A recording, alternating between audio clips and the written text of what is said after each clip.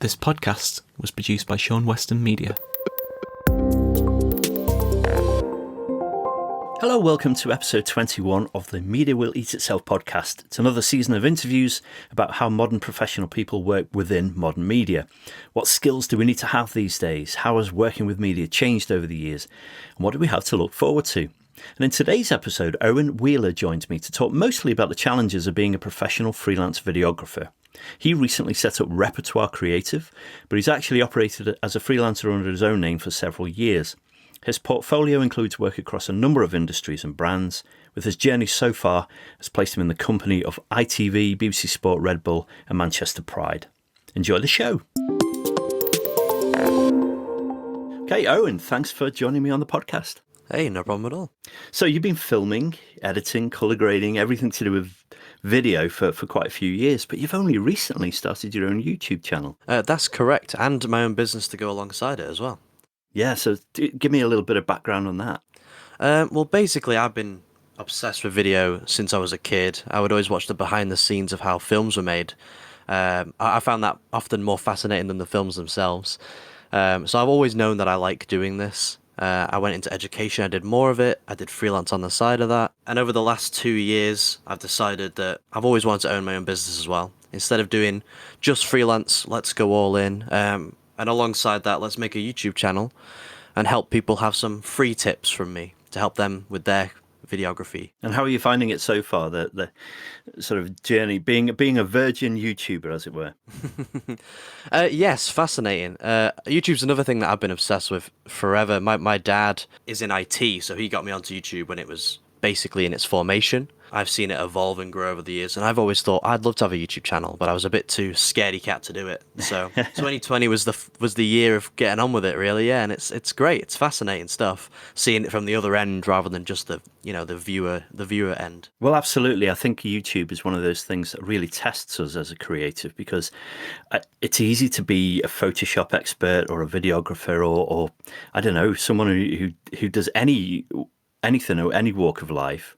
And then suddenly they have to become a marketing person and a branding person, and they have to do that for themselves. It's not easy. No, it certainly isn't, especially the talking to camera. Obviously, I have a lot of clients over the years where I've helped them become comfortable in front of camera because, I didn't realize how hard it was. I was just helping them get comfortable, sort of directing them. But now I'm in front of camera.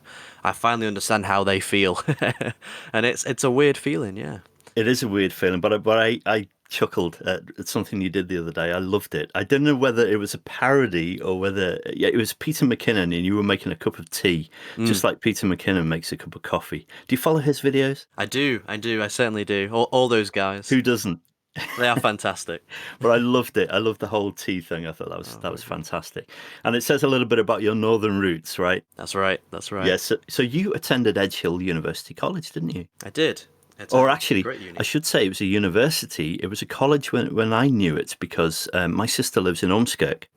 And so Edge Hill College was always the thing at the top of the hill, and it's nice now to talk to people like you, dealing with creative stuff and seeing people come from where I grew up. So how was that for you? What was that like, being at Edge Hill University? Yeah, it was great.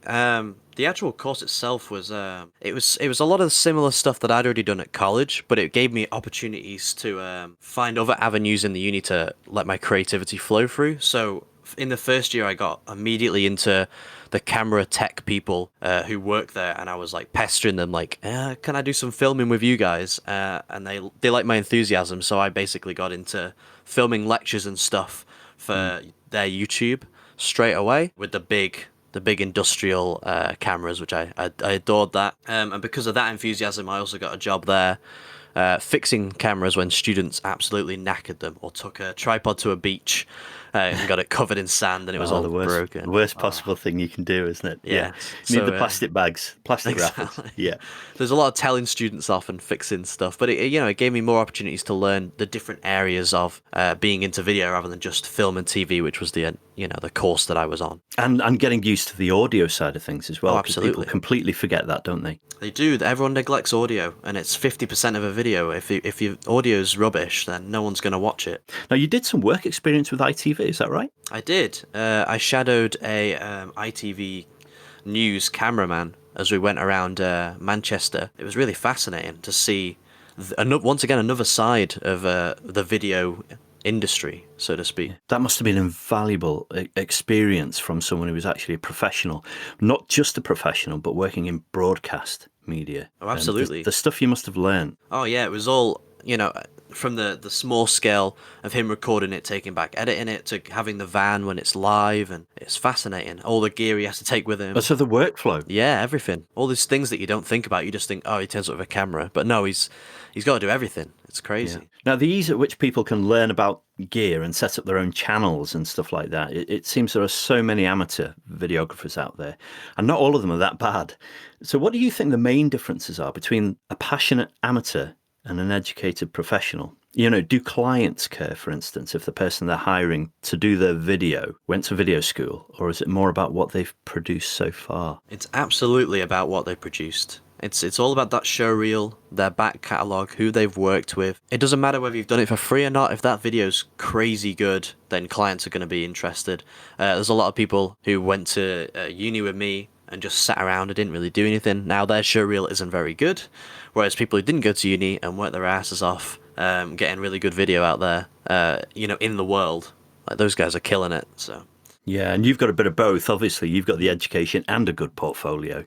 I guess sort of urging and encouraging young people to build that portfolio right from the start is really good advice, wouldn't you say? That's always the advice I give. I constantly get people coming up to me who remind me of me when I was first learning everything. And I always say to them, just do as much as you can. And I know a lot of it's going to be free, and that's frustrating at the start, but just do as much as humanly possible. Make it as good as possible. Give everything your all, no matter how much money you're getting for it. And then further down the line, it's going to pay off, and you're going to be able to do what you love doing, and they're going to be really happy with the product that you're delivering. Yeah, it's a work ethic and everything. So, but a large part of it, let's come back to that whole marketing yourself point of view as well, because you can have great education in videography and a good portfolio, but are you only ever as effective as an earner through word of mouth, perhaps, or how good you market yourself? Yeah, it definitely has to be a combination of the two.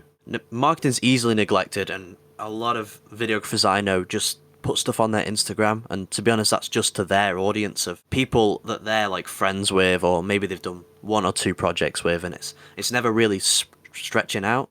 People neglect how powerful LinkedIn is at the minute. If you learn where your audience are and where your potential clients are online, and pitch ideas that will interest them. That's all marketing is, really. And once you get that down, you're going to make a much more impactful statement and actually do better than 90% of videographers out there, because videographers are often quite introverted people, and they want to hide, and they wait for somebody to say, oh, will you do some work for us? But you need to get your face out there, and you have to talk and give people tips, and everyone needs to remember who you are.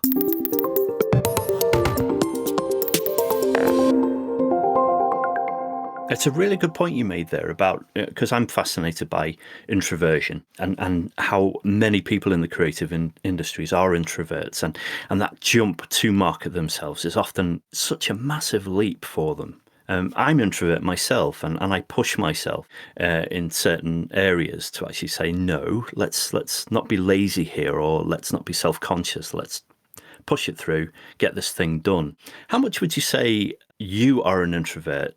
How much do you put on a mask of extroversion when you need it, or are you naturally extrovert? It's a great question. I've always considered myself an introvert, and especially growing up, I was definitely introverted. But over the years, I've just forced confidence upon myself by whatever means necessary, shoving myself out of my comfort zone. Like, for example, making this YouTube channel. I'm just like, get on with it, Going to networking events was scary at the start, but now I feel like I fit in. So it's just forcing myself to be an extrovert, but I think I probably still am quite introverted. I still like to hide away behind my computer and do an edit on my own when I can. But you can't let it stop you. You just can't let it stop you. Go out there and meet people and have experiences and stuff, Well, that networking is an interesting point as well. Let's come back to you being in the North as well. So what's it like being a content provider in the North? And have you noticed any specific differences in where you find work? Or is it a level playing field across the country? Well, definitely in London, there's a huge spike of creatives, especially video people. There's so many down there. There's studios. There's like huge groups of production companies. Whereas up north, it feels like less. There's quite a few in Manchester and there's a few in Liverpool. But then you get into the areas where I operate. I operate in Manchester and Lancashire. I'm flipping between the two where I need to be. And there's not that many, and especially like I said, there's not that many who are willing to go out there and network. I very rarely come across other video creatives. I rarely come across other social media creatives. It's quite sparse, which is good for me but sad for the industry, if you know what I mean. Yeah, I would agree, because Manchester also wants to be that digital epicenter of the north, doesn't it? Yeah. Like I said, Manchester's doing okay. It's growing every time. I used to work in a social media company for just shy of 2 years in Manchester, so I know the scene over there is still growing. It's doing well, but Lancashire, for example, is just empty. It is a shame. What do you think is the issue there? Do you think it's a mentality among creatives, or is it about access or opportunities? Ironically, we were discussing this the other day. I'm part of the Preston Film Collective, which is the town that I grew up in. We've just started a film collective because there's county council looking at spending some money on creative projects. And we were discussing that people constantly come to Preston who are supposed to be endorsing creatives, and they go, there's nothing here, there's no point. And we try and talk to them and they go, nah, just go to Manchester. And everybody who learns at the universities around here just go to Manchester or go to London all the time. So I think it's just a mindset. I think that everyone's told to go to these bigger cities and we don't get a chance to grow anything here. There's no lack of talent. It's about marketing ourselves as the epicenter of creativity in the north as well. Yeah. All right. So how do you manage to stay up to speed with new tools and services that come out, and software updates and trends and things like that? Because there's so much information out there. How do you do it? There's the obvious ways where you can just go on YouTube and make sure you follow the right people and you're subscribed and you're ding the bell and you watch all the content as people roll out. Oh, there's a new Blackmagic DaVinci Resolve update that you can watch for an hour on all the new stuff, and there's a new After Effects, there's a new camera, there's a new lens. You can watch that all on YouTube. That's quite simple. There's forums you can follow, but it's just trying to stay informed the best you can and just motivating yourself to, instead of just watching sort of like gaming videos on YouTube or comedy videos, like just force yourself to educate for at least a couple hours a day. If you're editing and you have like a side screen that you can just watch stuff and then process information, listen to a podcast, just keep your brain active at all times. That's how I do it. I agree. I think my temptation, we always think of falling down a rabbit hole, don't we, when we watch YouTube? And so we start with the best intentions, and I keep up to date. And then suddenly I'm looking at electric bikes, and then I fall down something else, and then I end up watching some comedy from like 20 years ago or something like that. And then you think, hang on, what was I meant to be doing here? That constant reminder, it is easy to do. You said right at the beginning of your answer there about following the right people, but how do we know who the right people are? Is it the right people for you, or should you just be following who everyone else is following? I do think it's the right people for you. I think always try and search out, the kind of people that you connect with the most. So like we brought up Peter McKinnon before. He's a huge creator. Pretty much everyone follows him, right? And he makes fantastic videos, and he's often updating you on the newest stuff, but he will only cover stuff that he likes, which is fair enough, because why wouldn't you? He will cover, I like Red cameras and I like Canon. You won't hear much about Sony cameras from Peter McKinnon, so you've got to follow somebody else for Sony cameras.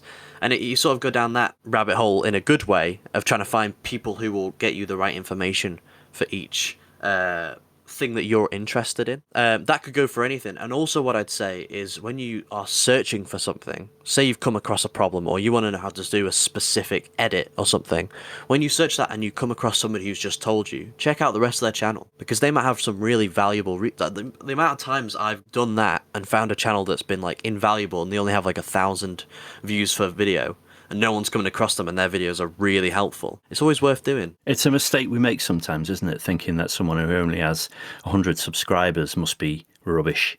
But They're not. They just haven't been discovered yet.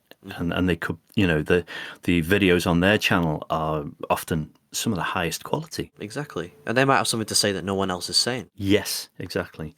So I already know that you're an Adobe man as well, aren't you? So you use Premiere Pro.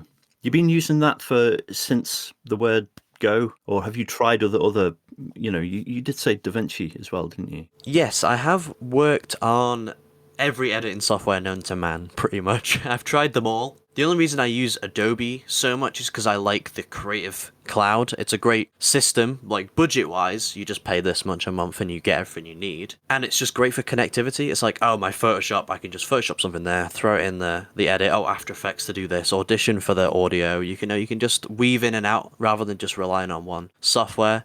But I do use DaVinci Resolve when I'm color grading because that's the industry standard for color grading. And you do actually find it easier yourself to color grade in DaVinci? I would say it is easier to do it in Premiere Pro. There's a Lumetri color tab. You could just do it there. And it's not the end of the world. Like I do a video course, and I've been teaching people how to do simple color grades with that because I don't want to throw them in at the deep end. They're learning from beginner to expert, so to speak. So just doing a simple grade on there is no problem. But if you want the industry standard, it is a bit harder, but it will be better to use DaVinci Resolve. Yeah. Yeah, I guess better in taking that skill elsewhere. So when you come across a client and they say, we've got, Premiere Pro, or we've only got DaVinci Resolve, do you know how to use that? You've actually got experience with different pieces of software, and that's an important part of being a freelancer, isn't it? Exactly. I want to be as accessible as possible to people. I don't want them to feel like I'm a burden to work with in any way. I want to know how to use every camera I can get my hands on. I want to know how to use every editing software, how to make a phone look as good as possible, just so even if I'm giving advice for them for the gear that they have, it can be the best advice I can give. So how is it helpful to have photography skills alongside videography skills? How are your photography skills? My photography skills, without sounding bragging, they're okay. They're pretty good. I do all right. I manage. I've always been video focused, but they share a lot of similarities. And once you realize how to cross that bridge from one to the other, they become quite in sync with each other. It's useful to have, definitely, because then you're marketing yourself as more than just one skill. Yeah. You can say to somebody, oh, okay, great, we'll make this video, and also on top of that, we'll throw in some pictures from the day, or we'll throw in a couple pictures for your Instagram or for your website, and that's already putting you ahead of somebody who can only do video or can only do photo. Yes, and there's a technical side of it, though, isn't there, as well? Because I interviewed a guy called Joby Sessions. I don't know if you've listened to that episode 5, and he's a professional photographer, really experienced guy, worked in publishing for many years. Yeah. And I was asking him about videography because he was saying a lot of his clients are asking him to do more video. And he said it was easy to go from photography to videography because he was using the same equipment. He was using his SLR. Yeah. And he actually, this is a quote from him actually. He says, I don't know many videographers who've taken the step into photography, but I know a lot of photographers who've done it the other way around.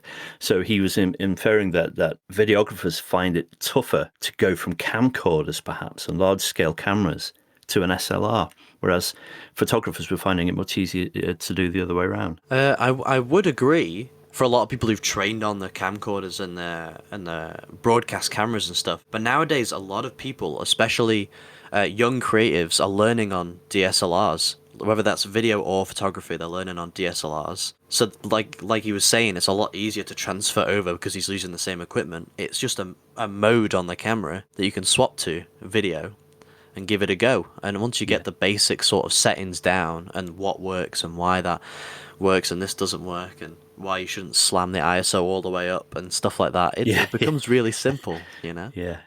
And that has only been a recent thing, I would say, in the last 5 years, maybe 4 or 5 years, where SLRs have suddenly come into their own. Mm-hmm. Still not quite as good. Actually, they're probably getting better now, but they're losing ground to mirrorless cameras, would you say, in terms of offering the 4K and those extra things? Yeah, it is a tough battleground on the camera scene right now. There's obviously like the super high-end cameras, and then there's the DSLRs and mirrorless battling out at the budget end. And it's fascinating because at the end of the day, young creatives who don't have a lot of money can get into video super accessibly now, and I love that because we get to see all these creative projects coming out of the woodwork that before they wouldn't have been able to have any chance of making, and it makes me really happy to see that kind of thing. So what would you say are your biggest day-to-day challenges then?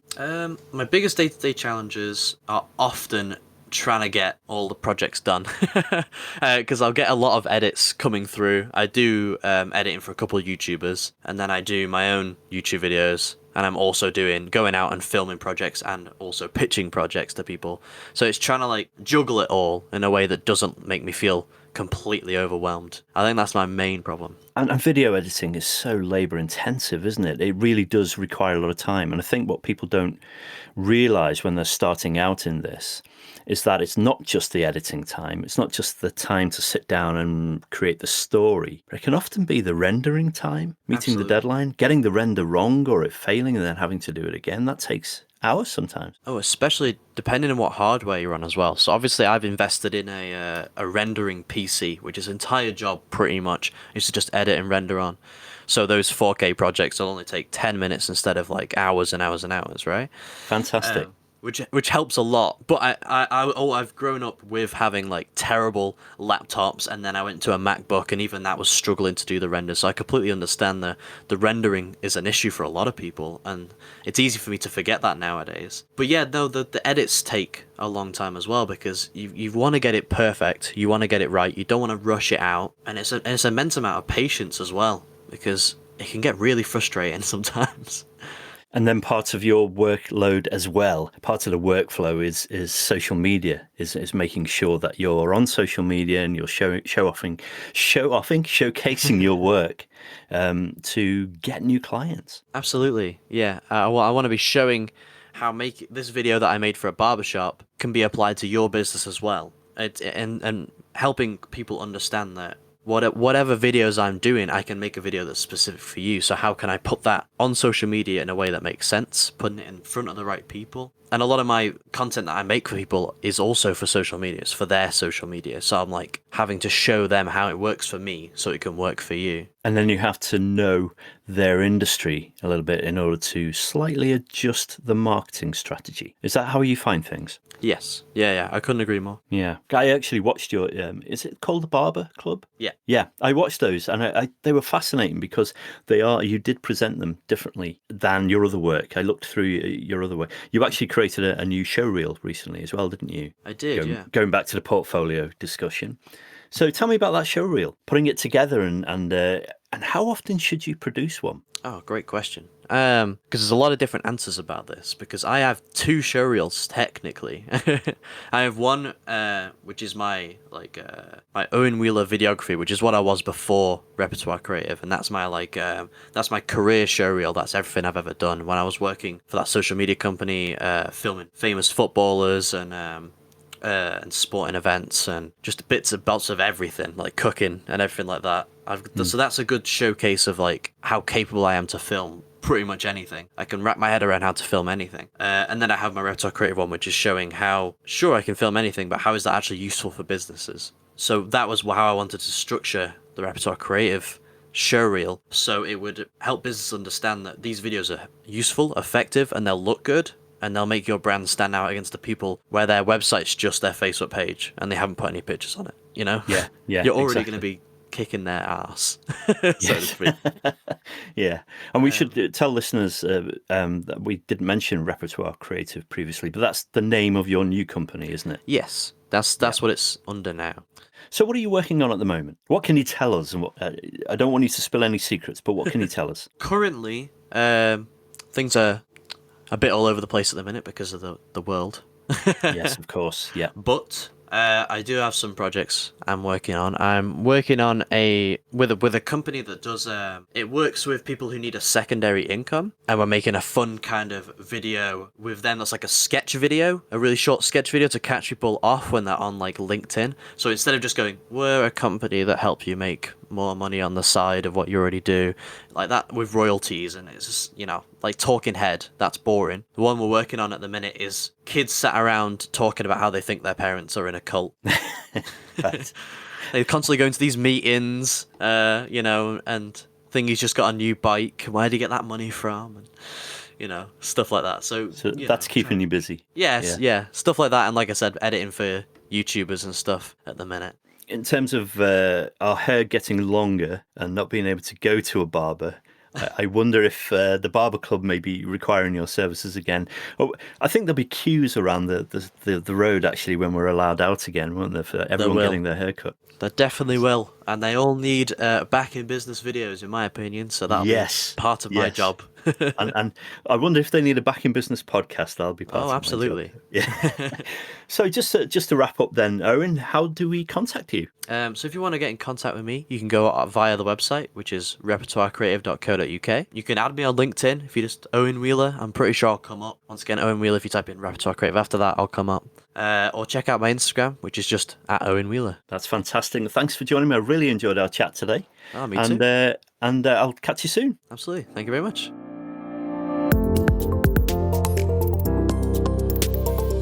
That was Owen Wheeler, and you can find him online at repertoirecreative.co.uk or on Instagram, LinkedIn, YouTube, and Facebook. If you've enjoyed this episode, please rate and review on Apple Podcasts or Spotify or whatever podcast service you subscribe to. It means a lot to the success of the show if you rate it, and I really do appreciate it. And you can take a look at my own website at seanweston.co.uk for more information about me.